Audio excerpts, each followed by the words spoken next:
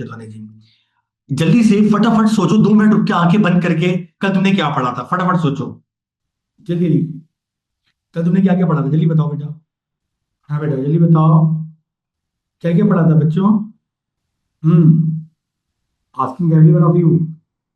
CGT companies instalments में।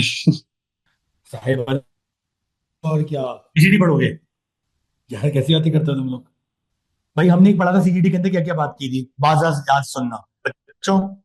Sir हमने क्या क्या पढ़ा था, हमने ये पढ़ा था सर कि जब भी कभी आप बात करोगे सीजीडी फॉर कंपनीज, उस पर इन्फ्लेशन का इम्पैक्ट मिलता है। नंबर 1 एक बात की थी, ठीक है डन। नंबर 2 हमने क्या बात की थी, नंबर 2 हमने ये बात की थी भाई जब भी कभी सीजीडी फॉर कंपनीज की बात करोगे, वहां पे आपके पास शेयर्स के रूल क्या होते हैं, same day, 9 days before sale, 9 days और share from the pool, share from the और police. Share from the pool. फिर हमने एक बात और पढ़ी थी बच्चों, क्लियर है, याद है? हमें कहा था सर जब भी कभी हम इस तरह की बातें करेंगे तो हमें कुछ और बातें भी याद रखनी है। हमने कहा सर शेयर पूल के अंदर ऑपरेटिव इवेंट होता है। ऑपरेटिव इवेंट क्या होता है, हर वो इवेंट जिसके होने से पहले पुराने शेयर की इंडेक्स कॉस्ट पे इन्फ्लेशन का इफेक्ट कैलकुलेट करें। डन है बेटा? Yes sir. Indexation allowance can not increase और क्रिएट लॉसेस, याद है बच्चों? Yes sir. Yes sir. अच्छा भाई, हमने ये भी पढ़ लिया था। इसके बाद हमने क्या पढ़ा था भाई, इसके बाद हमने पढ़ा था कि भाई रोल ओवर रिलीफ क्या होता है, याद है? Yes sir. एक एसेट बेचा, दूसरा खरीदा, सारे पैसे री इन्वेस्ट कर दिए, सारा गेन रोल ओवर। थोड़े से पैसे री इन्वेस्ट नहीं किए, जितने री इन्वेस्ट नहीं किए वो चार्जेबल, बाकी रोल ओवर। बिजनेस यूज और प्राइवेट यूज होगा तो business use roll over, private use chargeable, याद है? अगर नया एसेट डेप्रिशिएटिंग एसेट होगा तो गेन आपके पास रोल ओवर नहीं होता बल्कि फ्रीज हो जाता है अर्लियर ऑफ, जब तक डेप्रिशिएटिंग एसेट बिक ना जाए, उसको लिए हुए 10 साल ना हो जाए, या उसका बिजनेस यूज ना टर्मिनेट हो जाए। याद है बच्चों? यस। अल्लाह के करम से स्टार्ट करते हैं, देखते हैं सवाल मिल जाए हमें अपनी मर्जी का अच्छा सवाल। सर पार्ट डिस्पोजल भी पढ़ा था, वो आप स्किप कर गए। औज़ुबिल्लाहि मिनश शैतानिर रजीम, बिस्मिल्लाहिर रहमानिर रहीम। या अल्लाह पाक आसानी वाला मामला फरमाइएगा। इकरा आप हैं, खतीजा आप हैं, फातिमा। जी सर। इतना तो दुखी क्यों लग रहे हैं यार, हो जाएगा, सब हो जाएगा, क्या हुआ यार? हम लोग इतने दुखी हो रहे हैं बिला वजह। अल्हम्दुलिल्लाह सर, हम तो बहुत खुश हैं, दुखी तो नहीं कोई भी।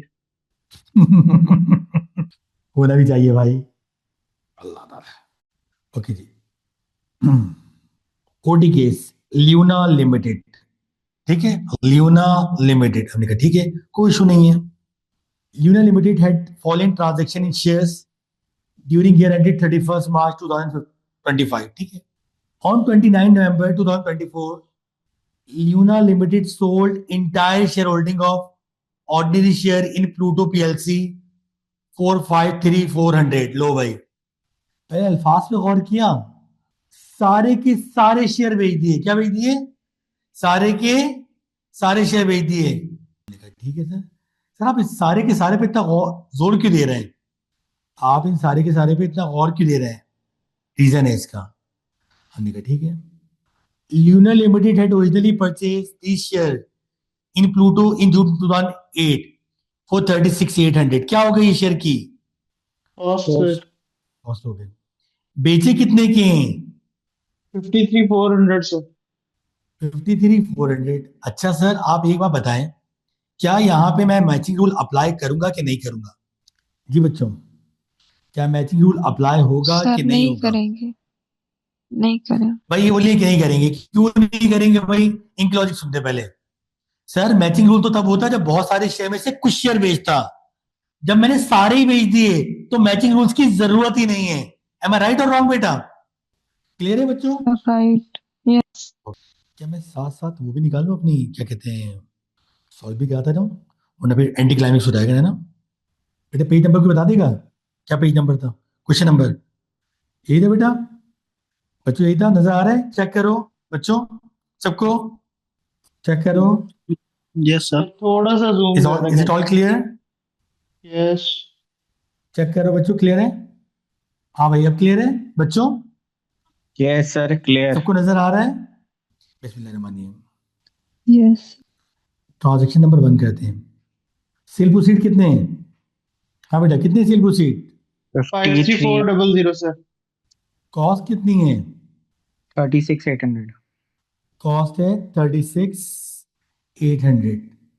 कौन सा गेन आ गया बच्चों? Harvestable gain. Unindexed gain. Yep. Unindexed gain. Unindexed gain. होशियारी मत करना हाँ निकल गया था। सर, इंडेक्सेशन के लिए कोई बताया ही नहीं है। जरा सवाल को नीचे पढ़ो। कहां से कहां तक इंडेक्सेशन चार्ज करनी चाहिए बेटा? इकरा, कहां से कहां तक बेटा?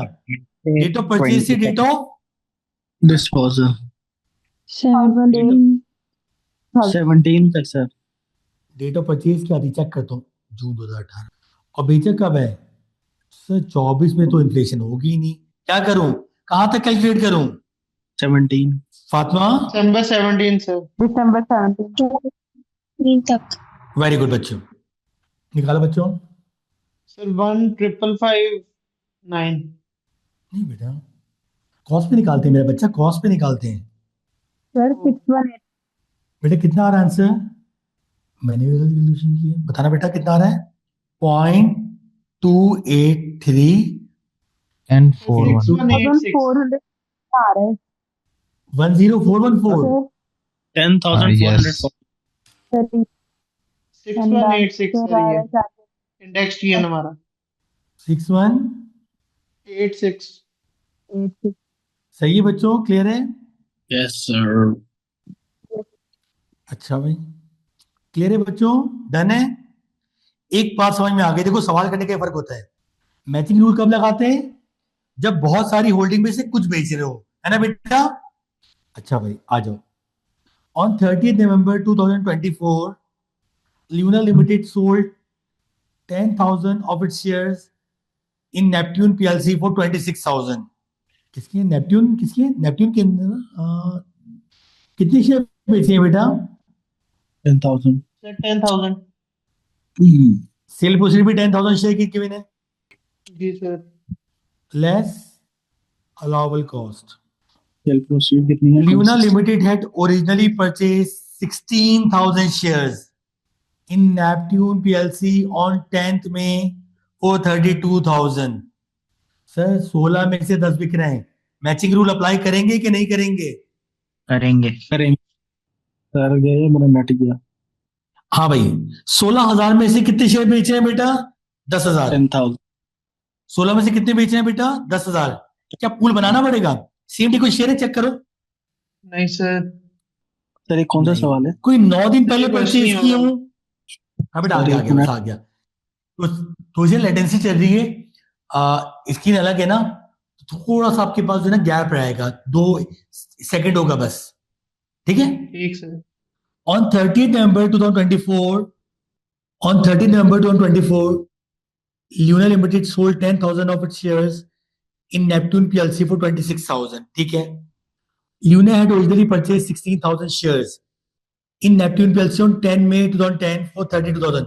ओल्ड शेयर हैं सारे, कैसे शो रहे हैं बेटा? Old share. क्या बनाना पड़ेगा बच्चे, क्या बनाना पड़ेगा ओल्ड शेयर के लिए? Share pool share pool sir. बनाना पड़ेगा। शेयर पूल बनाते हो बेटा जल्दी से? कौन कौन से कॉलम बनते हैं बताओ? Share, number of shares, cost और index. Index cost. Number of shares, cost, index cost, ऐसी है बेटा? जी इतना सर। क्लियर है बेटा? यस सर, ऐसा ही कितनी शेयर परचेज की? 16,000। Yes sir.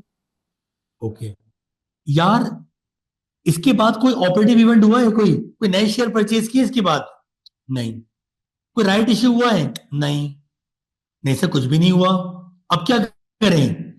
सर डिस्पोजल हुआ है। सर डिस्पोजल एक ऑपरेटिव इवेंट है, डिस्पोजल से पहले क्या करना पड़ेगा? हाँ बेटा, कब से कब तक का? सर थोड़ा ऊपर कीजिएगा। एक कॉस्ट कब से कब तक 32,000 का नहीं. calculate सर करना है? कॉस्ट 32,000 नहीं है? कितनी बेटा? 32,000 है। जी 32,000 है सर। सर मैं भी वही सोचू, सारा कुछ एक जैसा कैसे हो? 32,000, 32,000, 32,000. मई 2010 से लेके दिसंबर 2017 तक इंडेक्सेशन अलाउंस किस पे कैलकुलेट करेंगे? फैक्टर गिवन है कि नहीं गिवन है, चेक करो गिवन है। बच्चों। कौन सा वाला? ये सर दूसरे वाला 0.244। अमाउंट बताना बेटा। सर 7808 7808। 7808। यही है बेटा। जी सर। 16,000, Yes. 32,000। सर 39808। अब सर डिस्पोजल हो रही है, कब हो रही है जल्दी बताओ। सर थोड़ा ऊपर करना। डिस्पोजल कब हो रही है बेटा? 30 30 नवंबर नवंबर। 24 को। अब डिस्पोजल पे क्या निकालना है, कितनी शेयर डिस्पोज ऑफ हो रहे हैं बेटा? 10,000 10,000 मैंने कल सिखाया था, खुद निकाल। शाबाश बेटा, किसी को नहीं है तो मैं बताऊं। फिल्जा देखो इस तरह बेटा, ऐसे ही निकालें बच्चों। Yes sir. 32 नहीं है, कितना है? सर 20, पहले का 20,000 आ रहा 39। है 808। बेटा पहले के बताओ कि कितना आ रहा है। सर सर 20,000 आ रहा है। दूसरे का कितना आ रहा है बेटा? तो आपका कितना आ रहा है 248 बेटा? 24880। 24880। 24,880। जी सर। मुझे अभी रिमेनिंग बैलेंस कैलकुलेट करने की जरूरत नहीं है, मैं तो ये निकालना चाहता गेन कितना हुआ भाई। अब जल्दी बताओ गेन कैसे निकालूं बच्चों। सेल प्रोसीड बताओ कितनी थी। Disposal. Sale sale proceed proceed थी मेरा बेटा 26,000। 26,000। ये कौन सी गाड़ो, मेरे को तो नहीं पता क्या लिखा हुआ है। ये देखो यहाँ ये पे जी लिखा था सर। बेटा। बच्चों क्लियर है? Yes yes yes yes got it sir. जी कॉस्ट सर कितनी में है बेटा? 20,000। 1000. 6,000 आ रहा है। 6,000 इंडेक्स गेन लेस क्या कर दूं बेटा? Sir indexation less allowance. Indexation Index. Allowance 4880। कैसे निकालते हैं बच्चों, याद है सिखाया था कल। सर कॉस्ट और इंडेक्स कॉस्ट का डिफरेंस। Difference. कॉस्ट और इंडेक्स कॉस्ट का डिफरेंस डिफरेंस कितना है जल्दी बताओ। 4880। 4880। जी बच्चों। 4880. सर 1120 आंसर है। इंडेक्स गेन कितने का आ गया? 1120। 11। 20। बच्चों क्लियर है? Yes sir. Yes sir. Iqra, Khatija, Yes, sir. Number 3 पे आओ। शायद से सॉल्व करते हो ना बेटा। अब सवाल अगर बड़ा हो जाएगा तो मजा नहीं आएगा। स्प्लिट कर दो स्क्रीन को। On 10 December 2024, Luna Limited acquired a right issue in Saturn PLC. Luna Limited had originally purchased 5,000 ordinary shares in Saturn PLC for 7,500 in August 2011. There was a bonus issue in July. Is bonus issue operative event or not? No Is sir. bonus issue not bonus issue? No. अच्छा. The December 2024 right issue was on a 144 basis when the cost of right issue was 2.25 per share. यार इतनी सारी बातें कर दी, कहां से start करें? Right issue से, ओरिजिनल परचेज से, बोनस इशू से? जल्दी बताओ बेटा। Original purchase. Sir original purchase. Original purchase, very good very good. हमेशा क्या करेंगे बेटा? ओरिजिनल परचेज से Yes. चलेंगे, ठीक है। अगर मैं तुझसे पूछूं शेयर पूल, क्या क्या बेटा बताओ। Number of shares. 5000 शेयर सबसे पहले आएंगे फॉर 7500। ठीक है बच्चों, सबसे पहले देखूंगा मैं ओरिजिनल कितने परचेज किए थे। जल्दी देखो कहाँ है डेट। 5000 सर। कितने के परचेज किए थे जल्दी देखो बेटा। 7500। जो कॉस्ट वही इंडेक्स कॉस्ट। उसके बाद नेक्स्ट इवेंट कौन सा हुआ? उसके बाद नेक्स्ट इवेंट कौन सा हुआ बेटा 2011 के बाद? राइट इशू हुआ है कि bonus issue? Bonus issue. Bonus issue is not operative event. Accounting पढ़ के आए हो? पता बोनस इशू में क्या होता है बेटा? डिस्काउंटेड प्राइस पे शेयर्स देते हैं। नहीं मेरा बेटा, नहीं मेरा बेटा। Bonus issue free of cost. Free shares. Free of cost. Okay. सिर्फ नंबर ऑफ शेयर बढ़ते हैं, पूल नहीं बढ़ता, कॉस्ट नहीं बढ़ती। जी जी। ऑन वन बेसिस, हर एक शेयर पे एक शेयर। कितने शेयर हो गए सर? कोई कॉस्ट हुई नहीं sir, cost as it is रहती है बोनस इशू में। इकरा क्लियर है बेटा? और इकरा इसमें इंडेक्स कॉस्ट भी नहीं ना कैलकुलेट होगी, ऑपरेटिंग इवेंट नहीं। यार हाँ Yes, भाई, sir. अब बताओ अब क्या करना है बच्चों जी? अब कौन सा इवेंट हो रहा है right right issue. Issue sir. Sir? अब क्या हो रहा है? Right issue. अब क्या हो रहा है? Operating right issue operative event है कि नहीं है? है। कब परचेज किया था? राइट इशू कब हुआ है? दिसंबर 24। दिसंबर 2024 में। December ओ 22. सर, अगर कोई एसेट दिसंबर 2017 के बाद परचेज किया हो तो उस पे क्या नहीं लगता? Indexation taxation allowance. अलाउड। नहीं लगता। याद आया बेटा? Yes yes sir. सुन लो मेरा बेटा, एग्जामिनर किट वो सवाल देता है नॉर्मली तो किट में उससे पॉइंट कवर नहीं किया होता। सपोज को 2016 में होता, फातिमा, इकरा, फिल्जा, और सुनेगा, सपोज को दिसंबर 2016 में होता, तो तुम पता है इंडेक्सेशन कहां से कहां तक कैलकुलेट करते हैं?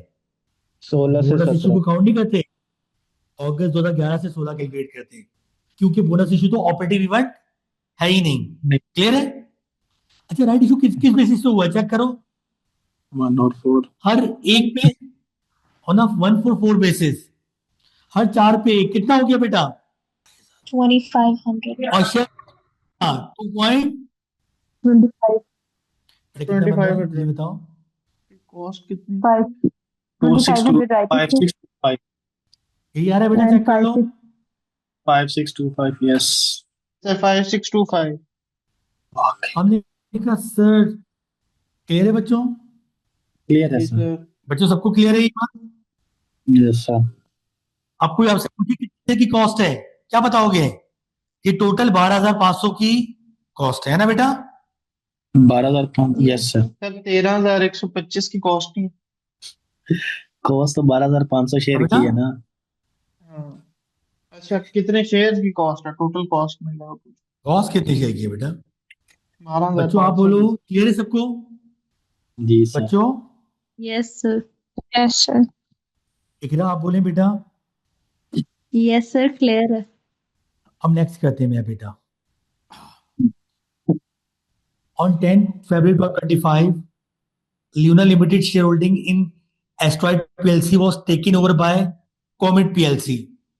आप लोगों को थोड़ी सी हैरत हो रही होगी, सर आप नीचे रिक्वायरमेंट क्यों नहीं पढ़ रहे? मेरा बेटा पर्पस सवाल सॉल्व करना नहीं था, स्टेप्स बताना था। फिर सवाल देख लेंगे 2 मिनट में सवाल सॉल्व हो जाएंगे। मैं भी सोच रहा था। On 12 February 2025, Luna Limited shareholding in Asteroid PLC was taken over। Taken over, oh take over का केस है। कुछ याद आया टेक ओवर में क्या करते थे? Yes, sir. न्यू शेयर्स तो इशू आप लोग हुए। खुद ट्राई करना चाहेंगे बेटा? Yes, sir. कर लें, आप लोग कर सकते हैं, शाबाश जल्दी करें।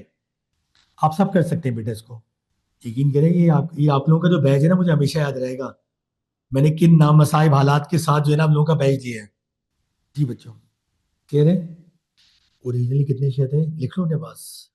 कौन सा शेयर टू शेयर है, शेयर टू कैश है? Share to cash. Order share कितने मिले होंगे बेटा? 10,000 सर। 10,000. 10,000. और कैश कितना मिला है बेटा? 65,000। 6.5. 65,000.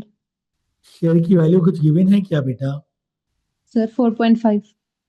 बेटा इसका समझ में आ रहा 45,000. है? शेयर कर रहा हूँ, क्लियर हो रहा है? कोई मसला तो नहीं है बच्चों?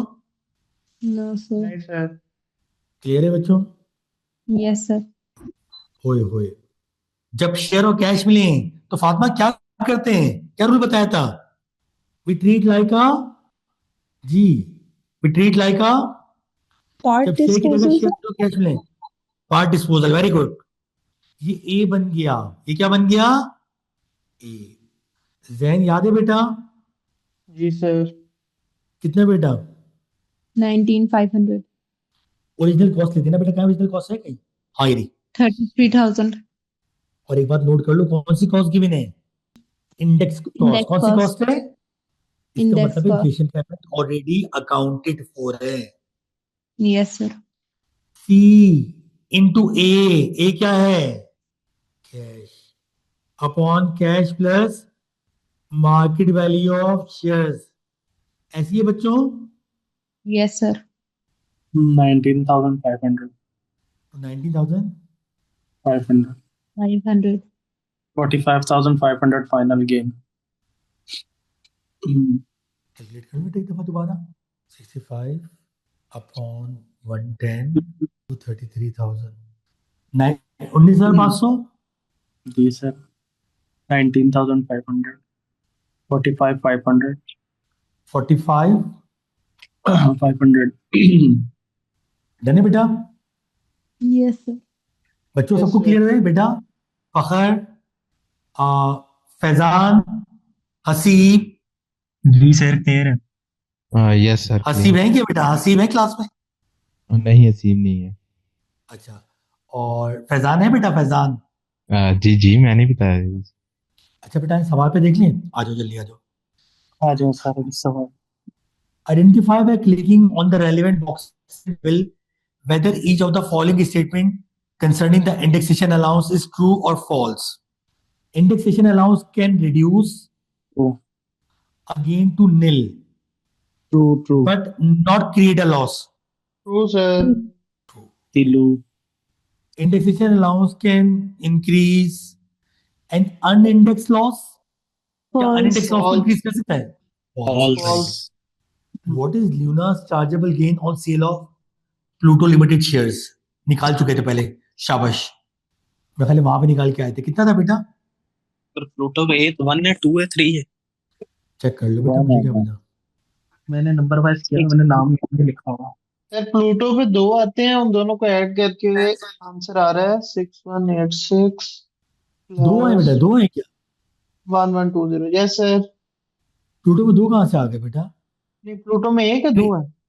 नहीं फर्स्ट वाला ही प्लूटो है। कौन सा था बेटा? Sir, the first one 6186. 6186 6186 है। बेटा आपको याद है आंसर निकाला था हमने? Yes, जी sir. जी सर सर लिखा 61 बकवास। जी जी सर 6186 6186 है। अच्छा, मुझे इसलिए याद नहीं क्योंकि मैं तो नेट देख रहा था ना, आईटी का मैनेजर बन गया हूँ आजकल। What is index cost of Luna's holding in Neptune limited immediately after sale of 30th November 2024? 24880 होगा आई गेस। सवाल को गौर से सुन लो। एक मिनट यही है 24880। डिस्पोजल के बाद इंडेक्स कॉस्ट कितनी बच रही है? इंडेक्स डिस्पोजल कॉस्ट के तो बाद, ये डिस्पोजल की नहीं पूछे डिस्पोजल के बाद कितनी कॉस्ट बच रही है बताना बेटा। मेरा ख्याल हिस्सा दो। निकालेंगे ना। नहीं, 399,39808 14928 सर 14928। फातिमा क्लियर है बेटा? Yes. एग्जाम ने पता है क्यों सवाल पूछा है, जल्दी बताओ। इसलिए पूछा कहीं चेक करना चाहता कहीं तुम्हें इंडेक्सेशन अलाउंस निकालना भी आता है कि नहीं। मैंने से सवाल पूछ लिया ना। 230. What is the unindexed cost of Luna's holding and Saturn's PLC immediately after the right issue? Index cost नहीं, अनइंडेक्स कॉस्ट। राइट इशू के बाद कितनी है बताओ? कौन सी indexed? Unindexed cost after right issue. तेरा 125 ही है शायद। Yes, sir. 13,125. 13125 ही है। 13,125. What is the cost that was used to compute Luna's chargeable gain on the takeover of Asteroid PLC? Sir वो कितनी 19500। cost थी? 5,500. 19,500 45,500. 40 वो तो गेन आया था। नहीं, मेरा बेटा नहीं। Cost What of is the cost that was used to compute Luna's chargeable gain? Cost सब कुछ कैलकुलेट करने के बाद आई थी। 19500। बच्चों क्लियर है सबको? जी Yes, सर sir. क्लियर है। देखे सर अब ये सब कुछ हमारे सामने हम फिर भी गड़बड़ कर रहे थे। इंटरप्रिटेशन नहीं इकरा, आती है। फातिमा बेटा सबको क्लियर है? Yes, sir. Yes sir clear है। फिल्जा आप बोलो बेटा, Filza. Yes, sir. Clear. Clear है बेटा? बेटा दिन बहुत कम है, मुकाबला बहुत ज्यादा सख्त हो चुका है ये बच्चा। काम में खत्म हो गए काम का। दिन का मंडे को हाँ बेटा? पेपर है, उनके तो वैसे ही खत्म है। क्या 2 दिन पेपर है? सर मंडे को ऑडिट का पेपर है सर ना। मेरा मंडे को अच्छा, ऑडिट मंडे का को पेपर ऑडिट है। करना परेशान हूँ भाई। मैं इसे देखा था मेरी तो फिर छुरी आ जा ट्यूसडे और भाई। वेडनेसडे है। टे क्या बोला? सर मेरी छुरी तो ट्यूसडे और वेडनेसडे को 2 दिन फिरनी अच्छा, चले जी, है। कोई मसला यस नहीं है। ये आगे चलें। टे यस सर। ओके भाई, बच्चों सबको समझ में आ रहा है? कोई मसला है तो पूछे बेटा। क्लियर है No, sir. sir. No issue. जनाब, T limited prepare account to 31 March each year. अच्छा, एक बात ऐड कर दूं, कभी कभी ना छोटी बात होती है, लेकिन अगर ये सवाल के अंदर आपसे कॉर्पोरेशन टैक्स लायबिलिटी पूछता तो आप पता क्या करते हैं? जो तमाम इनकम दी होती है इसको टीडीबी में रखते हैं, इंक्लूडिंग टोटल गेन, जैसे ट्रेडिंग प्रॉफिट वगैरह है, और टीडीपी निकालने के बाद उस पर क्या लगा देते? Corporation tax liability. क्लियर है बच्चों? Yes sir. वो वो ये पूछ सकता है, पता है क्यों? ताकि बच्चे कंफ्यूज हो जाए इंडिविजुअल और कंपनी के दरमियान। है आ जाओ। Yes. अच्छा भाई, अब एक और बात सुन लो करने से पहले।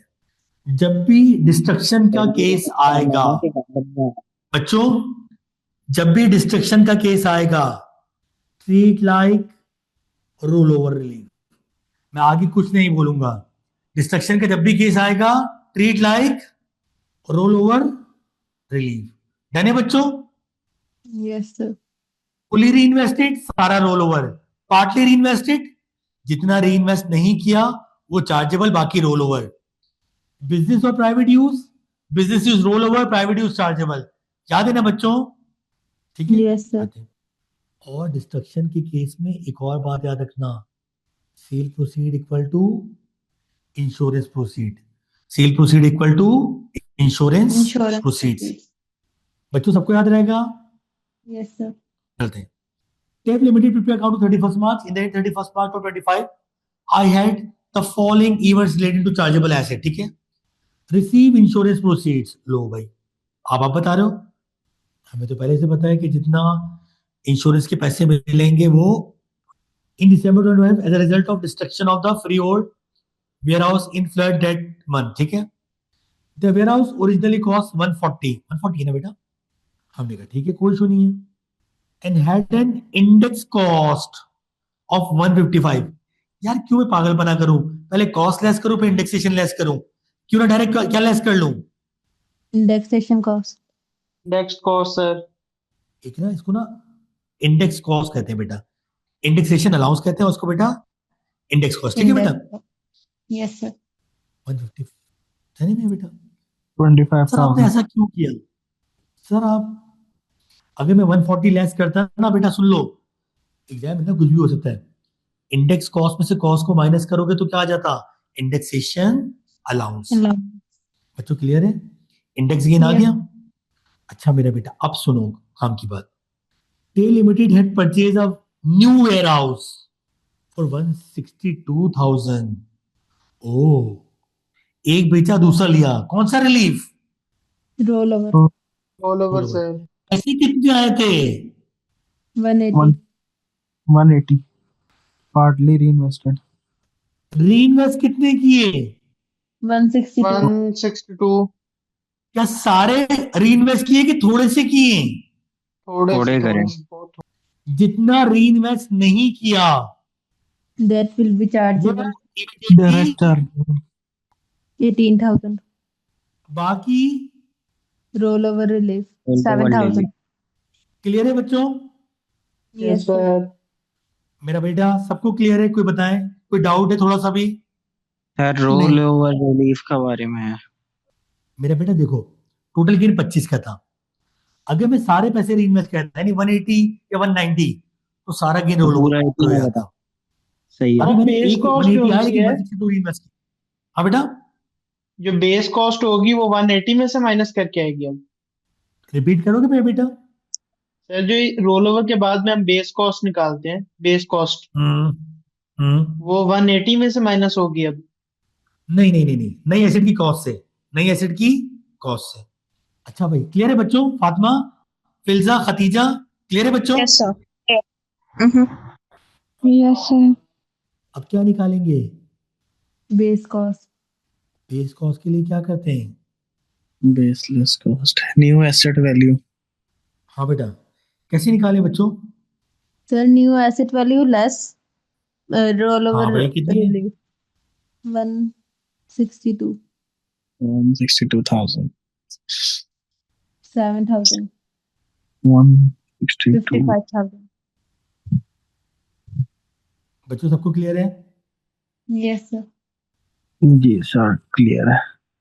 -7,000। बेटा कोई डाउट तो नहीं है? चांद सब क्लियर? आगे चलूं? No, sir. सेकंड पार्ट खुद करोगे, मैं नहीं कर रहा। सेकंड पार्ट तुम खुद करोगे। हो जाएगा बेटा, सब हो जाएगा इंशाल्लाह।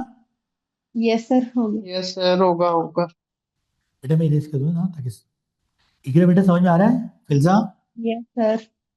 मैंने आपको बार बार रिपीट किया कि ये इस तरह सबसे टफेस्ट सेशन हो गया कि मैं समझ लें वेंटिलेटर पे पढ़ा रहा हूँ, ऐसी बात हो गई है। तो मुझे लग रहा है डिवाइस के सिग्नल बहुत वीक है, इसलिए ना टैब उसको कैच नहीं कर पा रहा है कुछ। तो टैब की सेटिंग में जाके टैब की रीसेट नेटवर्क सेटिंग करें। टैब के अंदर कोई फंक्शन तो बग होगा तो वो सेट हो जाएगा। क्या करूं बेटा? रीसेट टैब की सेटिंग में जा टैब की सेटिंग में जाके रीसेट हम्म। Network setting. अच्छा नेटवर्क उसमें आपको सेटिंग, ओके। पूरा नेटवर्क का सिस्टम सारा डिफॉल्ट पे आ जाता है। सही है, ठीक है। सर गेन 8,000 आ रहा है. नहीं जान, मैंने किया ही नहीं ना, तो करूंगा। मैं कर दूंगा ना, भी आप लोग नहीं करोगे, इसलिए मैं सर भी वाकई पे हमारी करतूतों से नहीं ना बेटा, मैं तो जिंदगी इसी में गुजर गई अब तो। $4 per share। देखो अल्लाह पाक का करना क्या हुआ, मैं रोज आना, आज मुझे स्टूडियो में मतलब किए हुए 2 महीने हो गए। Every day I use to bring this network device. देखो जरूरत क्या पड़ी, क्यों ना इसके पैसे ना भरता हूँ, लेकिन अल्लाह पाक ने इज्जत तक नहीं दी। जी जी सर बिल्कुल। हाँ, हमेशा ओरिजिनल से स्टार्ट करना। कॉस्ट कितनी थी बेटा? 96. 96,000 200 में डिवाइड किया। हो गया सर मेरा भी मे 96,000। B it might not look that professional, लेकिन आप गलती करने के चांस बहुत कम है बेटा इसमें, है ना? जी सर। कितना बेटा? 20,000 शेयर्स का क्या गेन 8,000 आ रहा है? Yes. $4 4 पाउंड है शेयर की वैल्यू। कैश 2 पाउंड दे रहा है बेचारा। वैल्यू कितनी है बेटा? और 80,000 22 40,000। क्लियर है बच्चों? जी सर क्लियर है। अल्हम्दुलिल्लाह। आगे चलो बेटा। जी सर चलिए। अब क्या करूं? अच्छा जनाब, ट्रेड लाइक का पार्ट डिस्पोज याद है बेटा? जी सर। सेल प्रोसीड्स हो जाएंगे 40,000 सर। ओरिजिनल कॉस्ट कितनी थी बेटा? 96,000। 96,000। और ये इंडेक्स से बेटा 1/3 है ना? 32,000 का आंसर है मतलब सर। 3 2 और 2 32,000 बेटा। Yes, sir. 3200। हाँ 32,000। 32,000। 32,000। किसी ने निकाला ना बेटा? Fatima? Yes Yes, sir sir. यही है यही 8,000 यही index gain. Gain Fatima clear 8,000। ऐसी है? Yes, sir. वेरी गुड बेटा। 8,000 year. अब थर्ड वाला करते हैं। चिकी सर ये जो होल्ड ओवर आता है उसके बारे में कोई एमसी यूज अच्छा करना मैं है? बेटा अब एक बात सुन लो जी कि सर। बेटा, अब कौन सा, अब हम कहाँ पहुंच गए बेटा? अब हम पहुंच गए सर आपके पास जनाब 3 नंबर पे डिप्रिसिएटिंग एसेट। भाई देखो, डेप्रिसिएटिंग एसेट क्या है? Plant property machinery. इसमें तुम्हें ऑलरेडी क्या मिल चुका होता है, कैपिटल अलाउंस। जिसको तुमने क्या चार्ज कर दिया होता है? क्या कर दिया तो एज कुछ एन तो क्या expense, as an expense. Expense. मैं सही कह रहा हूं कि नहीं? Yes sir. Yes, sir. हमने कहा ठीक है, हमने कहा ठीक है। अब अगर प्लांट एंड मशीनरी है तो उसमें दो बातें होंगी, या तो गेन आएगा या लॉस। बेटा किस बच्चे ने इंडिविजुअल इसको पढ़ा है? हाँ बच्चों, क्या होता है इसके अंदर बेटा, किसी को याद है? Balancing charge. अगर गेन आता है तो नॉर्मल ट्रीटमेंट, गेन आता है तो नॉर्मल ट्रीटमेंट, लॉस आता है तो reducing balance. Reduce to zero. Reduce क्यों टू सर? एक डिस्पोजल पे ट्वाइस रिलीफ नहीं मिल सकता, एक डिस्पोजल पे 2 दफा रिलीफ नहीं मिल सकता। एक जगह कैपिटल लॉस के तौर पे भी रिलीफ ले लो, एक दफा कैपिटल लॉस के तौर पे ले लो, ये पॉसिबल नहीं है। इसको लॉस आता है तो लॉस में आपके पास याद है आपको, आप बैलेंसिंग अलाउंस क्लेम कर चुके होते हो। सही कह रहा हूँ गलत कह रहा हूँ बेटा? Yes Clear sir. है sir. तो एक एसेट पे 2 दफा रिलीफ क्लेम नहीं कर सकते। तो अगर लॉस आएगा तो लॉस को जीरो करते, गेन आएगा तो नॉर्मल ट्रीट करते। अब आते चेक करते हैं कौन सा केस है। चल जाओ बेटा। Sold a piece of machinery, क्या मशीनरी डेप्रिशिएटिंग एसेट है? जी बेटा, Yes, sir. क्या डेप्रिशिएटिंग है? हाँ सर, डेप्रिशिएटिंग एसेट है। Which it had use in trade for 9000, मैं लगा देता 9000 का बेचा है, ठीक है। The machinery had index based cost of 3500, इसकी आपके पास क्या थी? हाँ बेटा, बेटा बताओ। जी बेटा, index index based cost, index based cost से क्या मुराद है बच्चों? सर इसमें indexation allowance already already incorporate हुआ है, ऑलरेडी इनकॉर्पोरेट हुआ है। 9000 हो गए। सर कॉस्ट कितनी थी? हाँ बेटा, कॉस्ट कितनी थी? चलिए बताओ। 3500 सर. 3500 क्या आ गया? सर Gain ये यार 5500. 5500 5500। अब एक बात सुन लो यार, ये मशीनरी की नेचर है क्या? ये एट द सेम टाइम एक चैटल भी है। क्या ये चैटल चैटल्स क्या होते हैं? ऐसे एसेट जो टेंजिबल प्लस मूवेबल हो, टेंजिबल प्लस मूवेबल हो। बेटा उन एसेट की ट्रीटमेंट क्या होती है? जी बेटा, सर जब भी कभी चैटल्स आते हैं ना, तो चैटल्स में हम एक होता है 6000 पाउंड रूल, किसी ने पढ़ा है बच्चों? जी सर। Yes, sir. सर वो क्या कहता है, अगर सेल प्रोसीड 6 से ज्यादा और कॉस्ट 6 से कम तो स्पेशल रूल। क्या होता है? Special rule. Sir special rule क्या कहता है? आप एक दफा गेन निकालो इस तरह, और एक दफा कैलकुलेट करो, आप एक ऑल्टरनेटिव गेन भी निकालोगे। क्या निकालोगे बेटा? एक ऑल्टरनेटिव गेन भी निकालोगे। क्लियर है बेटा? एक गेन आपने निकाला नॉर्मल तरीके से और एक क्या निकालोगे? ऑल्टरनेटिव। 5/3 इंटू सेल प्रोसीड कितने बेटा? 9000 माइनस 6000, कितना आ रहा है आंसर बताना बेटा? जी बेटा जल्दी बताओ।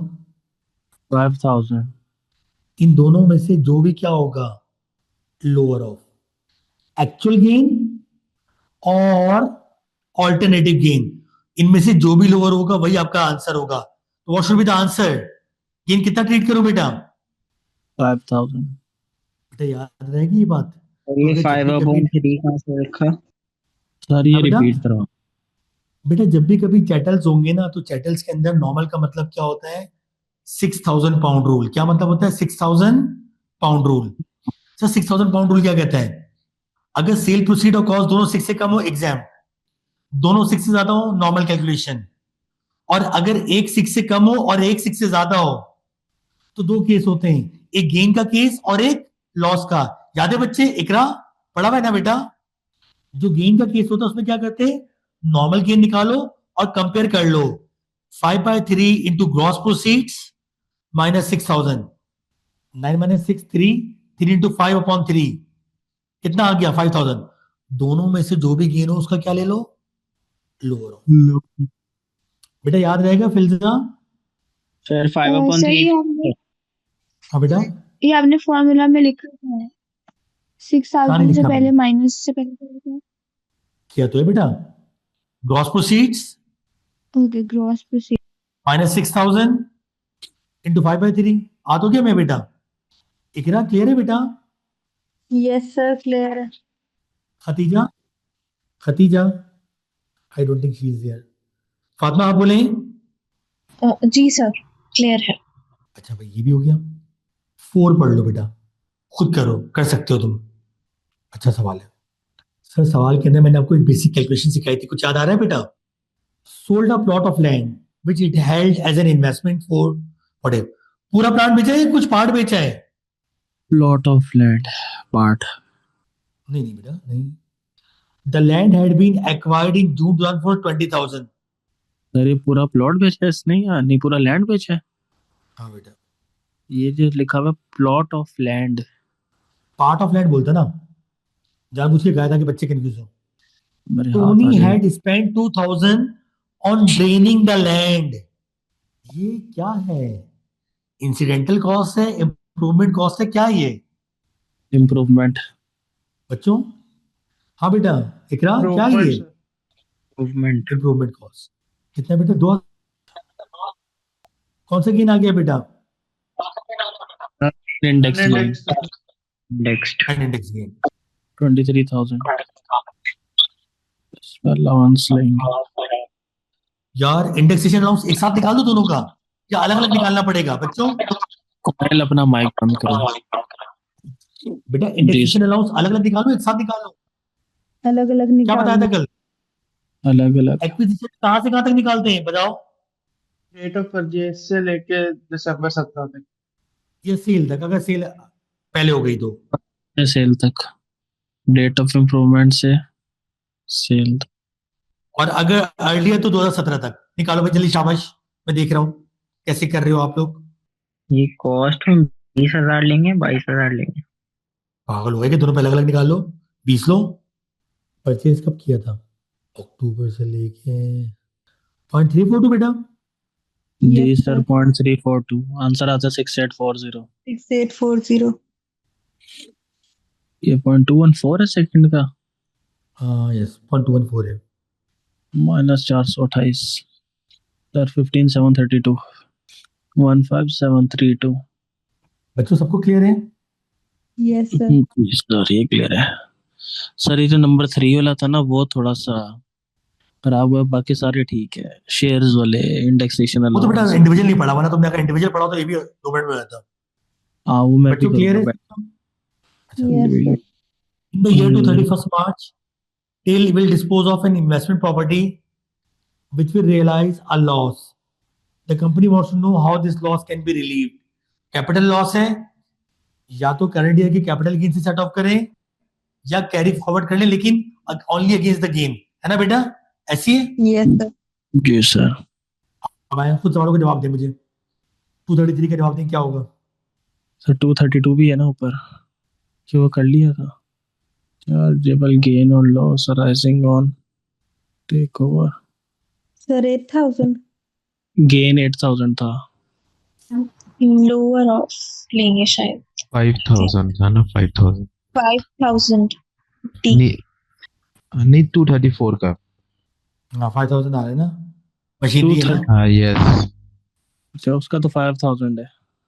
What was the chargeable gain arising on the disposal of gain 15,732। Issue the plan set about the use of the capital loss in the year and the capital loss can be carried back। carried back तो Carried नहीं हो back तो सकता, गलत हो गया। तो तो 26 यस। ईयर कौन सा था चेक करो। ये 25 था ना, हाँ 26 में हो सकता है, कैरी फॉरवर्ड हो जी सकता है। 0 yes. Crore. The capital loss can be set against total profit. No. नहीं। बस आपकी आ नहीं रही सवाल की। सही है बेटा 2 and 4। Ji sir. बच्चों? जी सर। Yes sir. सर सबको क्लियर है इसके बच्चों? सर इसके बाद बैट करेंगे। इसके बाद क्या देखेंगे बेटा? इसके बाद क्या देखेंगे जनाब? वैट देखने चाहिए उसूलन बेटा। जो बात है, जो बात है वो तो वैट देखने चाहिए। बच्चों यहाँ तक क्लियर है सबको? Yes sir. अल्हम्दुलिल्लाह। फातिमा? यस सर क्लियर है। वैट देखेंगे। रिविजन की हटा दो बेटा बच्चों। सर बस एक इकरा? बात बता दें। Yes sir. सर ये क्या बता दो पार्ट बेटा? 2 जो हम्म, है, इसमें बेस कॉस्ट में ये रोल ओवर 7,000 कैसे निकाला था? कहाँ पे बेटा ये? इसका अरे पार्ट मेरा 2 कर बेटा रहा था ना बैलेंसिंग बेस कॉस्ट फिगर। निकालने के। हाँ, बेस कॉस्ट निकालने का एक ही तरीका है, चाहे रोल ओवर कैसे भी करो, न्यू एसेट की कॉस्ट में से रोल ओवर माइनस कर लो, बस, और कुछ भी नहीं। New asset. सही है? क्लियर है बच्चों? Yes sir. जी सर क्लियर है। अल्हम्दुलिल्लाह। अब इसको मैं रिवीजन का काम खत्म हो गया अल्हम्दुलिल्लाह। अब हम आते हैं, वैट अब मजा आएगा। असल में यार बताता हूँ ना कि जी सर, आपने सही एफर्ट्स दिए हैं, इसलिए मैं उसने टैक्स के सही लिए ना मैंने कहा ना। हम्म, बस सीसीटी के पार्ट में मार खा लेता हूँ, बाकी ये जो इंडिविजुअल वाला रह गया है, बाकी सारा टैक्स डन है मेरा। बच्चों आगे चलो। Yes, sir. यस सर, चलें आगे। अब वैट का अल्लाह पेज का करे। सबसे पहले देख लो कि बैठ के नोट्स निकालने तो वहीं से पढ़ेंगे ना, गूगल ड्राइव से। तो गूगल जी जी ड्राइव सर, खुली हुई है मेरे पास। ठीक your time, no worries. Sir इसमें डेट्स वगैरह सारा कवर है इस नोट्स में, या किसमें बेटा? ये वाले नोट्स में? नहीं, नहीं बेटा, ये तो वो नोट्स है नहीं तो मैं जा रहा हूँ। मुझे तो टैक्स वाले नोट्स आई ना बैठ के। Home income tax. मैं एक सेकंड ना टैब से भेजता हूँ ईमेल पे अपनी। एक सेकंड, टैब में है मेरी, डाउनलोड करके रखिए। एक सेकंड लिख तो लूंगा, लेकिन टाइम बहुत लग जाएगा। मैं ना बेटा बेकार है ना। जी जी सर, कोई मसला नहीं, टेक योर टाइम। आ गए फाइनली, अल्हम्दुलिल्लाह। औज़ु बिल्लाहि मिनश शैतानिर रजीम, बिस्मिल्लाहिर रहमानिर रहीम। एज पे खोल लो इसको। जी बच्चों, सब स्क्रीन पे बच्चों। Yes sir. बेटा सबको नजर आ रहा है? ठीक है भाई, 10 मार्क्स हैं। सुकून से पढ़ना है, जैसे बता रहा हूँ ना वैसे करना है, इंशाल्लाह आराम से होना है। इंशाल्लाह सर। वैट एक इनडायरेक्ट टैक्स है जिसका बर्डन किससे फॉल करना है? And user. Sir notes show manufacturer नहीं ने हो रहे बेचा। स्क्रीन पे। सर हो रहे हैं क्या नहीं आप? शो हो रहा बेटा? क्या शो नहीं हो रहा बेटा? अब हुए। नोट्स शो नहीं हो रहे थे स्क्रीन पे। अच्छा मेरे बेटा, पता मसला क्या है? जब नेट स्लो होता है ना तो फिर वो मेरी शेयरिंग टाइम में और आपकी व्यू करने में टाइम में एक आध सेकंड का फर्क आ जाता है। बात समझो। What is value added tax? Sir VAT एक इनडायरेक्ट टैक्स है जिसका बर्डन किससे पड़ना है? And user. मैन्युफैक्चरर ने बेचा, होलसेलर अपना वैट रिकवर कर लिया। होलसेलर ने बेचा रिटेलर को, अपना वैट रिकवर कर लिया। रिटेलर ने बेचा कंज्यूमर को, अपना वैट रिकवर कर लिया। जब कंज्यूमर गुड्स कंज्यूम करता है तो वो पुरानी तमाम पार्टीज का वैट क्या कर रहा होता है? बियर कर रहा होता है। क्लियर है बच्चों? सर वैट पर्पस के लिए 3 तरह की सप्लाईज होती हैं, यानी 3 तरह की गुड्स या सर्विसेज होती हैं। हमने कहा ठीक है। एक होती है स्टैंडर्ड एडेड सप्लाईज। सर ये क्या होती हैं? बेटा ये वो होती हैं, परचेज करोगे तो इनपुट, सेल करोगे तो आउटपुट। इन्हें कहते हैं स्टैंडर्ड डेटेड सप्लाईज। क्या कहते हैं? Standard dated supplies. एक होती है बेटा जीरो रेटेड सप्लाईज। क्या होती है बेटा? Zero rated. सर क्या मतलब है? सर मैंने फॉर एग्जांपल एक हॉली बुक बनानी है, मैं पब्लिशर हूं। मैंने हॉली बुक के लिए जब परचेज किए थे तो उसमें क्या पे किया था? इनपुट। लेकिन जब ये बन गई तो उसका आउटपुट क्या बना? हॉली बुक। और उस पे आउटपुट टैक्स क्या होता है? 0%। सर मुझे तो नुकसान हो गया। माल खरीदते वक्त मैंने इनपुट पे किया, आ रहा हूं। ऐसी सूरत में इसका इनपुट वैट रिकवर होता है किससे बेटा? HMRC। किससे होता है बेटा? HMRC। और इस registry revenue and custom department. तो भाई याद रखना, स्टैंडर्ड रेटेड खरीदोगे input tax, output tax. Zero rated अगर उसमें कोई इनपुट टैक्स पेयर किया है तो किससे रिकवरेबल होगा? HMRC से। और उस पर आउटपुट टैक्स कितना होता है बेटा? 0%। Exam supplies. सर ऐसी सप्लाईज जिन पे आउटपुट का रेट होता है 0, लेकिन अगर तुमने उसको सप्लाई करने में कोई इनपुट वैट इनकर किया है, that is irrecoverable. That is irrecoverable. तीनों के रूल बताओ मुझे। स्टैंडर्ड में क्या होता है? खरीदोगे इनपुट, बेचोगे आउटपुट बैठ आउटपुट। सर। यूनिट में अगर कोई इनपुट वैट बियर किया है तो HMRC से रिकवरेबल। रिकवर रिकवरेबल होगा, होगा। कस्टमर से कोई आउटपुट चार्ज नहीं होगा। Exempt supplies output VAT charge नहीं होगा, लेकिन अगर तुमने उसको प्रोड्यूस करने में कोई इनपुट वैट इनकर किया है तो इररिकवरेबल है। कुछ चीजें आउटसाइड स्कोप ऑफ वैट है। कुछ चीजें क्या है? आउटसाइड स्कोप ऑफ वैट है। सर क्या मतलब है? Wages, dividend, certain type of gifts, export of services, ये एक अलग टॉपिक है। Transfer of business as a going concern, इसको as a separate topic cover करना है। और मैं समझता हूँ ये इस दफा के लिए इंपॉर्टेंट हो सकता है। मैं 3 स्टार बना रहा हूँ थ्योरी के लिए। ठीक है बच्चों? इसको अलग से पढ़ाऊंगा। डन है बच्चों? चलो आगे बच्चों। यस सर चलें। Yes sir. अब आपके समझाने की बारी आ गई, तो मुझे क्या खोलना पड़ेगा?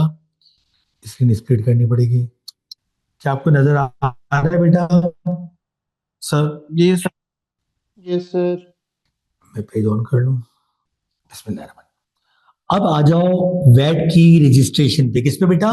वैट की रजिस्ट्रेशन पे। बच्चों यहां देखो, नोट्स को छोड़ दो पहले। सर वैट की जब रजिस्ट्रेशन होती है ना, तो दो तरह की रजिस्ट्रेशन होती है। एक होती है कंपलसरी, लॉ ने लिख दिया है कि ये सिचुएशन होगी तो आपको हर सूरत रजिस्टर कराना पड़ेगा। हर सूरत क्या कराना पड़ेगा? रजिस्टर कराना पड़ेगा। और एक होता है वॉलेंट्री, जरूरी नहीं है, कराना चाहो तो करा लो। क्लियर है बच्चों? अब सुनो, अब मैं पढ़ा रहा हूं कंपलसरी रजिस्ट्रेशन। क्या पढ़ा रहा हूं? Compulsory registration. सर क्या है ये?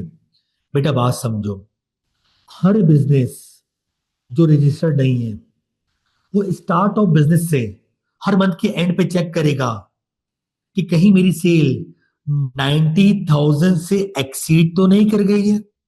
स्टार्ट ऑफ बिजनेस से लेके हर मंथ के एंड पे वो ये कि कहीं मेरी सेल 90,000 नहीं है। सर बिजनेस स्टार्ट हुए हुए 2-4 साल हो गए तो फिर क्या करेगा? तो सर हर ट्रेडर हर मंथ के एंड पे अपनी प्रीवियस 12 मंथ की सेल काउंट करेगा, और जहां भी उसकी सेल 90,000 पाउंड से एक्सीड कर जाएगी, बंदा वहां पे क्या हो जाएगा? Liable for registration.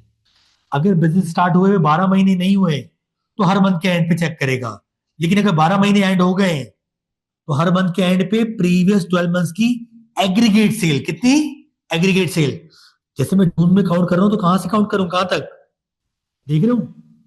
Her month के एंड पे प्रीवियस 12 मंथ्स की सेल काउंट करूंगा अगर बिजनेस स्टार्ट हुए में बहुत टाइम हो गया, और अगर बहुत टाइम नहीं हुआ तो हर मंथ के एंड पे चेक करूंगा।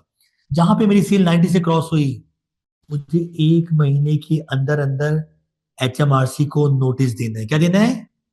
नोटिफाई करना है। और एचएमआरसी आपको रजिस्टर्ड कर देगी 1 अगस्त 2024 से। आपकी क्या हो जाएगी? Date of, this is called sir historic test. Notify करने के नेक्स्ट डे ही हो जाएगी? हाँ मेरा बेटा? नोटिफाई करने के नेक्स्ट डे होगी या ये एक फिक्स डेट है 1 अगस्त? नहीं, नोटिफाई करने का मैक्सिमम ड्यूरेशन 1 महीना है। 1 महीने का लैप्स आएगा ताकि आप तैयारी कर लो, और 1 महीने बाद आप रजिस्टर्ड हो जाओगे। पढ़ू कहां से? According to historic test, if the cumulative sales at any time from the start of business, ये तब लगेगा जब बिजनेस को स्टार्ट हुए हुए 12 मंथ से क्या हुए हो लेस, और with in the last 12 months अगर बिजनेस ओल्ड है, ये नए बिजनेस के लिए, ओल्ड के लिए exceed 90,000, then business become liable to register। liable हो गया? The business must notify and register within 30 days from the end of the month in which turnover exceed। 1 महीने में नोटिस दो, but your registration shall be effective from the very next month। Clear है बच्चों? किसी को doubt है? फातिमा, इकरा? Sir जी अगर ये हम लोग फर्स्ट वीक में जैसे अगर हम लोग हो जाते हैं, ठीक है, तो उसके अंदर हमारी जो रजिस्ट्रेशन हो, ये जो 1 मंथ का पीरियड होगा वो हमारा नेक्स्ट मंथ के फर्स्ट से स्टार्ट होगा या इसी मंथ से? अगर तुमने अब नोटिफाई होते ही नोटिफाई कर भी दिया, अभी जैसे अभी हमारी समझ लें 7 मार्च को हमने 90,000 का थ्रेशोल्ड तो भी उसका 1 महीने टच का कर गैप लिया। आएगा लाइबल होने और रजिस्टर होने। बच्चों क्लियर है? बच्चों क्लियर है सबको? Yes sir. Fatima, Iqra, yes sir. Khatija? Sir अब आते हैं फ्यूचर टेस्ट पे। किस बात है? सर मैं अपनी दुकान पे बैठा था, आज 16 मई, 16 अप्रैल 2025 है, ठीक है? मैं दुकान में बैठा था, काम ठंडा था। अचानक एक साहब आए, दानिश साहब नेक्स्ट महीने मेरी बेटी की शादी है, मैं आपसे खाना पकवाना चाहता हूँ, मेरा आपके पास किचन चलता, कैटरिंग का काम। मैंने कहा कितने का ऑर्डर होगा? उन्होंने कहा ज्यादा का होगा। कितने का होगा? 90,000 से ज्यादा का होगा। मेरा फ्यूचर टेस्ट मीट हो गया, मेरा फ्यूचर टेस्ट मीट हो गया। सर फ्यूचर टेस्ट में क्या होता है, अगर साल के किसी भी दिन, not necessarily eight the end of month, आप ये पता लग जाए कि आपके आने वाले 12 महीने की सेल 90 से क्रॉस कर जाएगी, तो आप फ्यूचर टेस्ट के लिए लायबल हो गए हो। आप 30 दिन में एचएमआरसी को नोटिफाई करो, लेकिन एचएमआरसी की रजिस्ट्रेशन किस डेट से इफेक्टिव करेगा, जहां पे आपको एक्सपेक्टेशन डेवलप हुई थी। दोनों में फर्क क्या है बेटा, हिस्टोरिक और फ्यूचर में? एक में पास्ट 12 मंथ से और एक में क्या है, फ्यूचर 12 मंथ से। क्लियर है? एक में लायबल होने के बाद 1 महीने का गैप है, दूसरे वाले में गैप नहीं है। जिस दिन तुम्हें एक्सपेक्टेशन डेवलप हुई थी, तुम उसी दिन से क्या हो गए, रजिस्टर हो गए। बच्चों क्लियर है ये बात? बच्चों ये बात क्लियर है? Yes sir. Yes sir. Atma, Yes, sir. Clear. Filza, Filza आप बोले। इफ अ बिजनेस एक्सपेक्ट, यानी टेस्ट एक्सपेक्टेशन बेस करता है, एट एनी टाइम, ऊपर test at the end of the month था, the turnover of the business for the next 12 months shall exceed $90,000. That business must notify HMRC within 30 days from the date of expectation. However, the registration shall be effective from the date when expectation was developed. Clear है बच्चों? बच्चों clear है ये बात? बच्चों ये बात clear है? Yes sir. तो एक में फ्यूचर 12 मंथ देखते हैं, एक में पास्ट 12 मंथ देखते हैं। ओके, और अगर 12 महीने हुए ही नहीं, बिजनेस स्टार्ट हुए में, तो जो भी मंथ वो देख लेंगे। वॉलेंट्री रजिस्ट्रेशन, सर ना मेरा हिस्टोरिक टेस्ट मीट हुआ, ना मेरा आपके पास जो है फ्यूचर टेस्ट मीट हुआ, मैं फिर भी रजिस्टर होना चाहता हूं वैट पर्पस के लिए। कौन अकल का खोता है जो रजिस्टर होना चाहता है? जी बच्चों, क्यों रजिस्टर होना चाहेगा कोई बंदा? बच्चों, कोई बंदा क्यों रजिस्टर होना चाहेगा वैट पर्पस के लिए? पेनल्टी से बचने के लिए। सर नहीं, हाँ सही बात है सर, मैंने कहा मैं बिल्कुल भोंदू हूं, क्या पता मेरा कब हिस्टोरिक टेस्ट मीट हो जाए, मुझे पता ही ना लगे। मेरे पास कोई एसीसी भी काम नहीं करता है मुझे बता सके, तो क्यों ना मैं वॉलंटरी बेसिस पे रजिस्टर हो जाऊं, ताकि अगर मेरा कभी फ्यूचर या हिस्टोरिक टेस्ट मीट हो जाए तो मुझ पर कोई पेनल्टी ना आए, क्योंकि मैं ऑलरेडी क्या हुआ हूं। सेकंड पॉइंट, सर चिंटू भाई की दुकान से माल लेते हैं, क्यों? सर चिंटू भाई ना हमें सेल टैक्स इनवॉइस देते हैं, चिंटू भाई हमें सेल टैक्स इनवॉइस देते हैं, बड़ी दुकान होगी तभी तो सेल टैक्स इनवॉइस देते हैं। इन शॉर्ट, लोग अपने स्मॉल बिजनेस को डिस्गाइज करने के लिए वेट पर्पस के लिए रजिस्टर हो जाते हैं, ताकि लोग समझे उनका बिजनेस छोटा नहीं बड़ा है। दूसरी बात, सर मेरी सारी की सारी सप्लाई जीरो रेटेड थी। क्या थी? Zero rated. आपको पता है ना, जीरो रेटेड सप्लाईज का इनपुट कहां से रिकवर होता है? क्या बताया था? सर एचएमआरसी। एचएमआरसी। तो एचएमआरसी आपको तब एंटरटेन करेगा जब आप रजिस्टर्ड हो गए। जब आप रजिस्टर्ड हैं तो एचएमआरसी आपको एंटरटेन। क्लियर है बच्चों? इकरा बोलो बेटा। सर आई इकरा, गेस इकरा आप हैं क्या बेटा? सर क्लास में है मेरे ख्याल से, क्लास ऑन करके सो गई है। सो गई हैं? अल्लाह रहम करे यार। अच्छा ओके सर बिजी सर, होंगी। सर इसके डिसएडवांटेज भी है। क्या है बेटा इसके? डिसएडवांटेज भी है कुछ। सर क्या मतलब है? सर मैं एक मिस्टर ए हूं, अगर मैं एक रजिस्टर्ड बिजनेस के पास जाऊंगा तो मुझसे 100% फ्लैट वैट के पैसे चार्ज करेगा। कितना परसेंट? 120। सर अगर मैं अनरजिस्टर्ड बिजनेस के पास जाऊंगा तो कितना चार्ज करेगा? 100%। सर इसका मतलब है एक कंज्यूमर जिसका वैट रिकवरेबल नहीं है, उसको तो हमेशा कहां से बाय करना चाहिए? अनरजिस्टर्ड बिजनेस से। क्यों? माल सस्ता पड़ेगा, माल सस्ता पड़ेगा। इसका मतलब है अनरजिस्टर्ड की बिजनेस की सेल ज्यादा आपके पास होगी as compare to registered business. Check कर लो, पॉइंट लिखा हुआ है। क्लियर है बच्चों? बच्चों क्लियर है यहां तक? Yes sir. आप बोले Fatima, Filza. Yes, sir. Clear. अच्छा भाई, सर एक और बात समझे। सर जब मैं वैट पर्पस के लिए रजिस्टर हो जाऊंगा तो मुझे अल्हम्दुलिल्लाह एक एसीसी क्वालिफाइड बंदा रखना पड़ेगा, जो वैट की अकाउंटिंग करे, वैट के रिटर्न सबमिट करे। इसका मतलब है मेरी एडमिन कॉस्ट बढ़ जाएगी। मेरी क्या बढ़ जाएगी बेटा? Admin cost. क्लियर है बच्चों? बच्चों क्लियर है? यस सर क्लियर है। Effects of VAT registration. Sir जैसे ही मैं वैट पर्पस से रजिस्टर होऊंगा, अब मुझे वैट इनवॉइस इशू करनी पड़ेगी। क्या इशू करनी पड़ेगी? VAT invoice, sale tax invoice. मुझे हर क्वार्टर पे अपना वैट का रिटर्न सबमिट करना पड़ेगा, जिसमें मैं आउटपुट वैट और इनपुट वैट का डिफरेंस शो करूंगा। दूसरी बात, अब मैं जो माल मैंने खरीदा था, मैं उस पर इनपुट वैट रिकवर कर सकता हूँ। सर कौन सा? जो रजिस्टर होने के बाद खरीदा है, रजिस्टर होने के पहले? दोनों पे। जो बाद खरीदा तो उस पर कर ही सकता हूँ, जो पहले खरीदा था उस पर भी कर सकता हूँ, प्रोवाइडेड दैट कुछ कंडीशन मीट हो जाए। ये पढ़े बेटा जल्दी, शाबाश। पहले आप लोग पढ़े फिर समझाता हूँ मैं। बहुत काम की चीजें, इसमें बहुत एमसीक्यूज आते हैं, इसमें बहुत एमसीक्यूज आते हैं बेटा। सर वैट पर्पस पे रजिस्टर होने से पहले मैंने कुछ इनपुट वैट इनकर किया था, कुछ माल खरीदा था, गुड्स की बात कर लेता हूँ, इन्वेंट्री और नॉन करेंट एसेट। उस पर मैंने इनपुट वैट पे कर दिया था क्योंकि सप्लायर रजिस्टर था। अब क्या मैं उसका इनपुट वैट रिकवर कर सकता हूँ? हाँ कर सकता हूँ, प्रोवाइडेड डेट उस माल को खरीदे हुए मैक्सिमम कितने साल हुए हो? 4 साल। और डेट ऑफ रजिस्ट्रेशन पे माल क्या हो? अनसोल्ड। सर दो आपकी कंडीशन आवाज कट रही है, बताइए। एक दफा दोबारा बता दे प्लीज। अगर मैंने रजिस्ट्रेशन से पहले कोई इन्वेंट्री या कोई नॉन करंट एसेट परचेज किया है तो इसका इनपुट वैट रिकवरेबल है, प्रोवाइडेड डेट दो कंडीशन मीट हो। डेट ऑफ रजिस्ट्रेशन पे माल खरीदे हुए 4 साल से ज्यादा ना हुए हो, मैक्सिमम कितने साल हुए हो? 4 साल। और डेट ऑफ रजिस्ट्रेशन पे माल क्या हो? अनसोल्ड हो। क्या हो? अनसोल्ड। गुड्स के लिए दो कंडीशन, अनसोल्ड हो और मैक्सिमम 4 years ओल्ड। क्लियर है बेटा? सर सर्विसेज का क्या रोल है? सर मुझे किसी ने सर्विसेज प्रोवाइड की थी, ठीक है सर, उस पर इनपुट वैट रिकवरेबल है? हाँ रिकवरेबल है, प्रोवाइडेड डेट सर्विसेज प्रोवाइड किए हुए मैक्सिमम कितनी मंथ्स हो? गुड्स के लिए 4 साल, सर्विसेज के लिए 6 महीने। कितने बेटा? मैक्सिमम 6 महीने। क्लियर है बच्चों? जी आगे सर। चलूं यस सर। बेटा?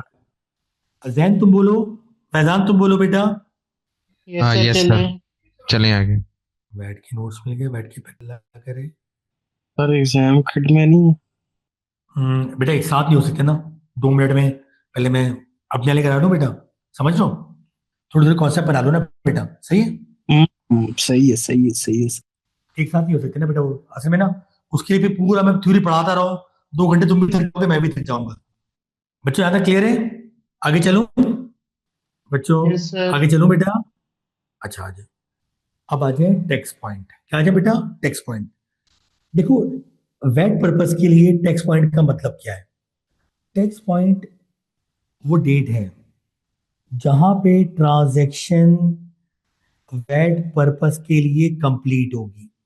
It is a date when transaction is deemed to be completed for VAT purpose. Sir क्या मतलब है मेरा बेटा? इस तरह समझो, गुड्स हैं और सर्विसेज हैं। सर गुड्स के लिए ट्रांजैक्शन कब कंप्लीट होती है? Date of delivery. सर्विसेज के लिए कब कंप्लीट होती है? Date of performance. Date of performance. Sir मैं माल बेचता हूं, जिस डेट को कस्टमर को माल डिलीवर कर दिया, टैक्स पॉइंट हो गया। सर मैं अकाउंटेंट हूं, जिस डेट को सर्विस प्रोवाइड कर दी, परफॉर्मेंस हो गई, ट्रांजैक्शन वैट पर्पस के लिए कंप्लीट हो गई। क्लियर है बच्चों? बेटा क्लियर है जी सर। बच्चों? Yes sir. ओके बेटा, बोर्ड नहीं होती वैसे, देखो इसमें ना कैलकुलेशन के सवाल भी होंगे, उसमें भी थ्योरी आएगी। अब मेरी बात समझो, सर टैक्स पॉइंट क्यों पढ़ाते हैं? मैं बताता हूँ। सर टैक्स पॉइंट की बेस पे डिसाइड करते हैं ट्रांजैक्शन किस क्वार्टर में फॉल करेगी। कितनी क्वार्टर होते हैं साल में बेटा? 4 सर। जैन से मार्च, ऐसी है बेटा? 1 2 3 4 ऐसी है बेटा? समझो सर मैंने गुड्स डिलीवर किए हैं 16 जून 2024, किस क्वार्टर में फॉल करेगी? क्वार्टर 3। Quarter two। 30 जून तक होता है ना। हाँ ओके ओके। सर मैंने सर्विसेज परफॉर्म किए हैं 11 अक्टूबर 2025, कौन से क्वार्टर में फॉल करेंगे? जी बेटा कौन से क्वार्टर में फॉल करेंगे? और चौथे। वेरी गुड, क्लियर है बच्चों? तो टैक्स पॉइंट से पता लगता है हमें ट्रांजैक्शन को किस पीरियड के रिटर्न में लेना है, किस पीरियड के रिटर्न में लेना है। बच्चों क्लियर है? फातिमा आप बोलें। सर वो क्लास में नहीं है, क्लियर है। फातिमा नहीं क्लास में। फिल्जा आप बोलें। Ahmad Yes, Ashif. sir. Sir आवाज कट गई थी, दोबारा से रिपीट कर दें। बेटा टैक्स पॉइंट की बेस पे हमें ये पता लगता है कि ट्रांजैक्शन का ताल्लुक किस क्वार्टर में है, ट्रांजैक्शन का ताल्लुक किस क्वार्टर में है। सही है? अगर आपके पास 16 जून को आपके पास माल डिलीवर हुआ है तो सेकंड क्वार्टर में ट्रांजैक्शन ट्रीट होगी। 11 अक्टूबर को अगर आपके पास सर्विसेज परफॉर्म हुई हैं तो फोर्थ क्वार्टर में जाएंगी। क्लियर है बच्चों? Yes sir. बच्चे बात क्लियर है? आ जाओ यहाँ पे पढ़ो बेटा, फर्स्ट लाइन पढ़ो। Done sir. डन है बच्चों? आगे चलूं? जी सर। ओके, ये जो मैंने तुम्हें लिखा था ना, डेट ऑफ डिलीवर, इसका नाम होता है बेसिक टैक्स पॉइंट। क्या होता है बेटा? ये सिंपल रूल, गुड्स के लिए डेट ऑफ डिलीवरी, सर्विसेज के लिए डेट ऑफ परफॉर्मेंस। एक होता है एक्चुअल टैक्स पॉइंट। क्या होता है बेटा? Actual tax point. जी बात समझना, अर्लियर और लेटर, अर्लियर और कहना क्या चाहते हैं? The actual tax point may comes earlier than basic tax point और later than basic tax point. यानी हो सकता है हमारा टैक्स पॉइंट हमारी डिलीवरी से पहले हो जाए या हो सकता है डिलीवरी के बाद हो। क्लियर? सर ये कौन सा केस है? मैं समझाने की देखो बहुत सिंपल कर रहा हूं। ये केस होता है प्रीपेड का।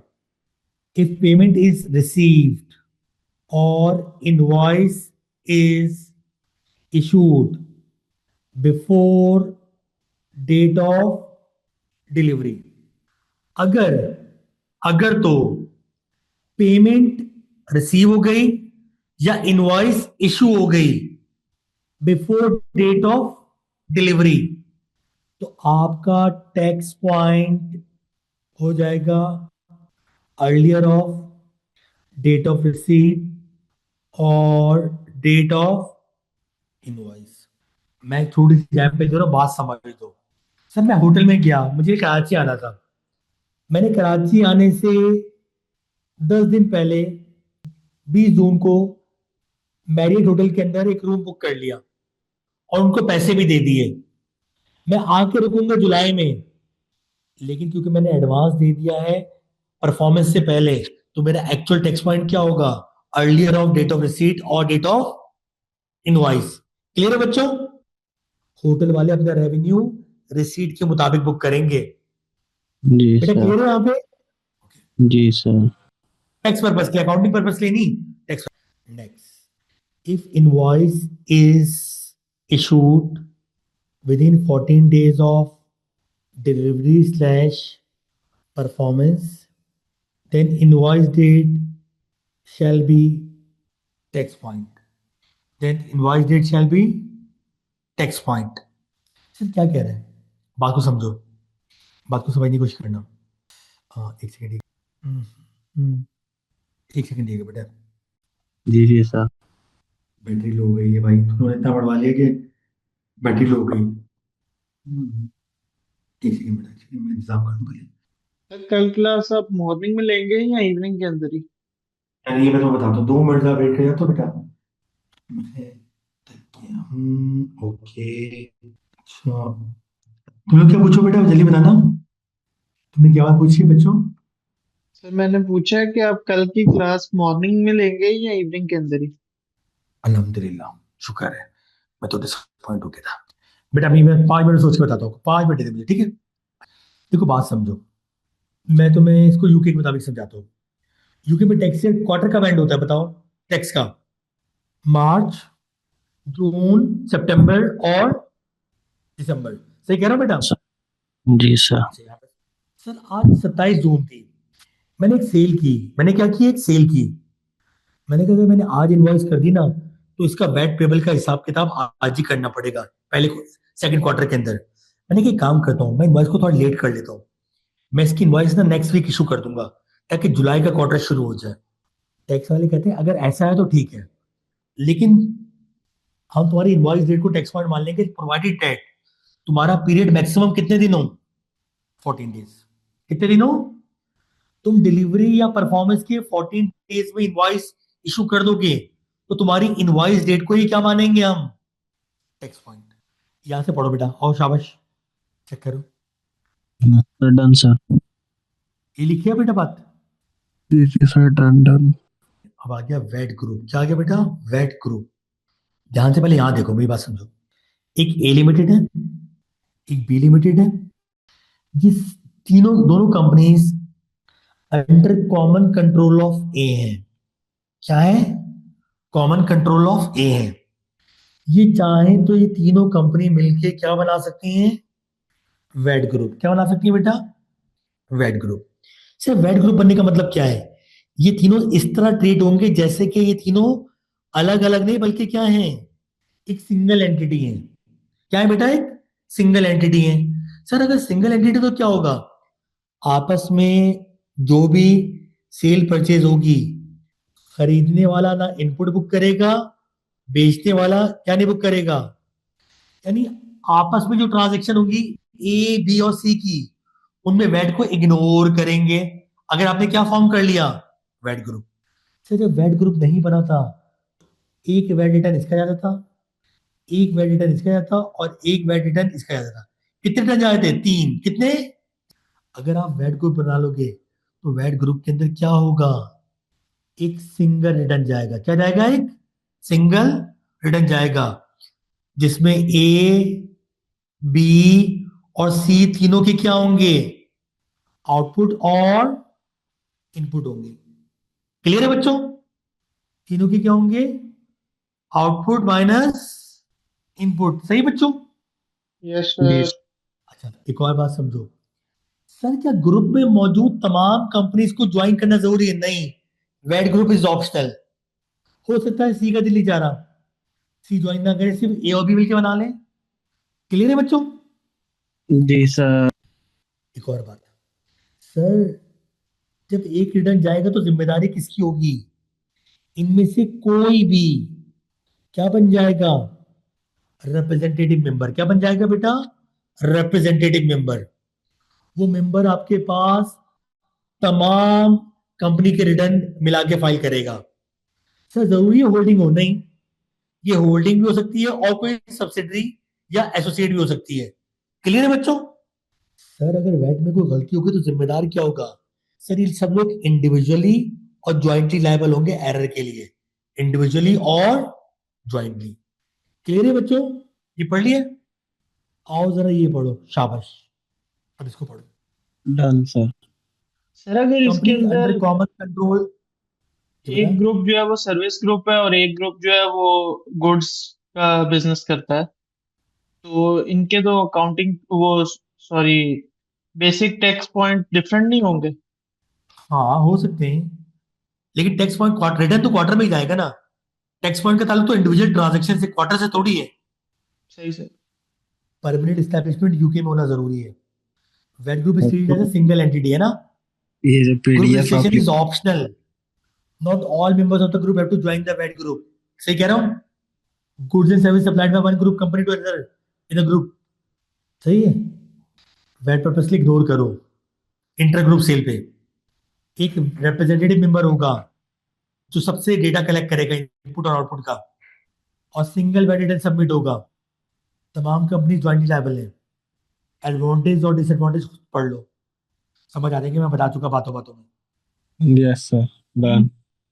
तीन कंपनी थी, तीनों अलग अलग वेट रिटर्न सबमिट करते, तीनों के पास अलग अलग अकाउंटेंट थे। अब एक बन गई तो एक अकाउंटेंट से काम चल रहा है। डिसएडवांटेज, तमाम कंपनीज ज्वाइंटली और इंडिविजुअली लायबल है। डेटा कलेक्ट करना मसला हो जाएगा, सारी कंपनी से डेटा कलेक्ट करो। क्या ख्याल है बच्चों, क्लियर है। जी सर। अब इस अटेम्प्ट की एक बहुत ही इंपॉर्टेंट टॉपिक पे आ रहा हूं, sale of business. Sale of, ये डी रजिस्ट्रेशन किस है? हाँ बेटा, ये डी रजिस्ट्रेशन। हाँ बेटा सिंपल कॉन्सेप्ट है ना। आपके पास अगर आपको लगता है कि आपकी टैक्सेबल सप्लाई जो है ना आने वाले 12 महीने में 88 से कम होगी तो रजिस्ट्रेशन, रजिस्टर हो जाओ। Yes, okay, done done done. और अगर तुमने टैक्सेबल सप्लाईज बेचना बंद कर दी जिस सप्लाईज की बेस पर रजिस्टर हुए थे तो भी डीरजिस्टर हो जाओ। ठीक हो गया, डन हो गया। 2 मिनट रुकना बेटा, शोर कर रहा है बराबर वाला। यूके हो तो केस हो जाए है, लोगों का सुकून चैन बर्बाद कर रहे हो। टॉट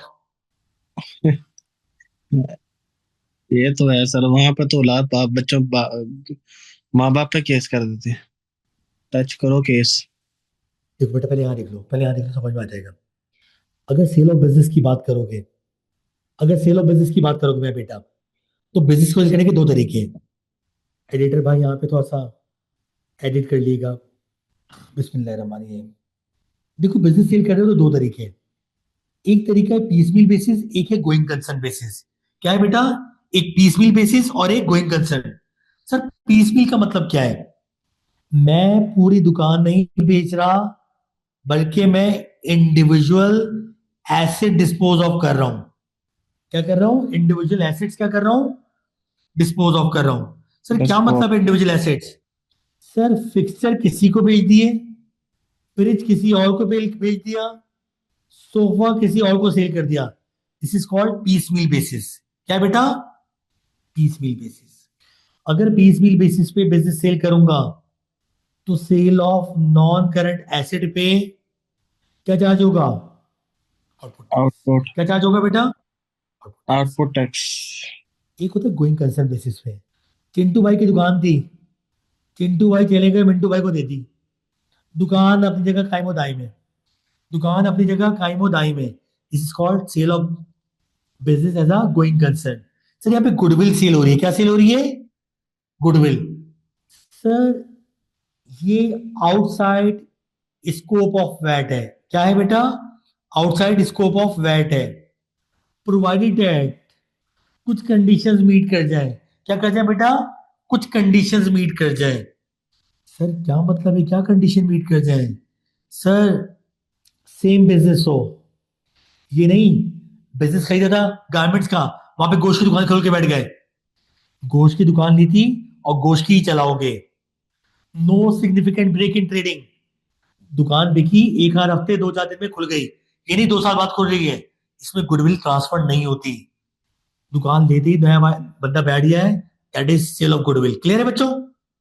न्यू ओनर या तो ऑलरेडी रजिस्टर हो या रजिस्टर्ड ना हो तो रजिस्टर हो जाए। किस पर्पज के लिए? VAT register. वेरी गुड, सही। अब यहां से पढ़ लो बेटा। Fatima ji there? Yes sir. Sir. Clear. Fatma, this is really, really important topic. I'm repeating sir. again and again. This is Okay. really important. Fine. Piecemeal का मतलब इंडिविजुअल एसेट सेल करना डिफरेंट बायर्स को। जो माल बेचोगे सब पे क्या चार्ज होगा? चाहे इन्वेंट्री हो चाहे नॉन करंट एसेट। ऐसी बात है। जी सर, डन रीड हो गया।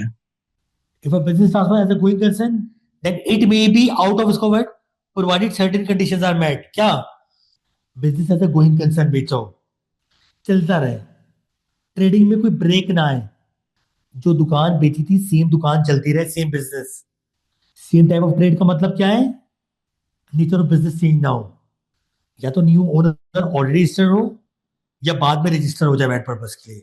ये कंडीशन मीट हो गई तो outside scope of VAT. Done है बच्चों? आप बोले बच्चों, क्लियर है? सर बाकी Yes, चीजें समझ आ गई, सारी कंडीशंस भी समझ आ गई।